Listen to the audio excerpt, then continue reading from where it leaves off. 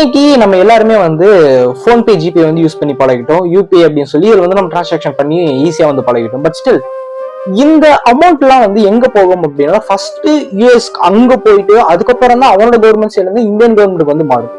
இது ஏன் இப்படி மாறுது அப்படிங்கறத நம்ம என்னைக்குமே யூஸ் பண்றது கிடையாது, என்னைக்குமே திங்க் பண்ணல. அது ஒரு உண்மையான ஒரு விஷயம் தான். அதையும் தாண்டி வந்து பாத்தீங்கன்னா ஈஸியா இருக்குன்னு சொல்லி நம்ம வந்து பே பண்ணிடுறோம். பட் ஸ்டில் பிம் பே அப்படிங்கிறது நம்மளோட தமிழ்நாடு கவர்மெண்ட் சைட்ல இருந்து அது வந்து கொண்டு வந்து அபிஷியல் அனௌன்ஸ் பண்ணது, அதாவது நம்மளோட இந்தியால இந்த பிம் பே வந்து ஏன் இன்னைக்கு நிறைய பேர் யூஸ் பண்ண அப்படிங்கிறது தெரியல. அதாவது இதுக்கு நீங்க வந்து லிமிடேஷன் அப்படிங்கிறது, அதாவது 2 lakhsக்கு மேலதான் இதுக்கான லிமிடேஷன்ஸ் வந்து வரும். அதுவும் வந்து பாத்தீங்கன்னா ரொம்ப இருக்காது.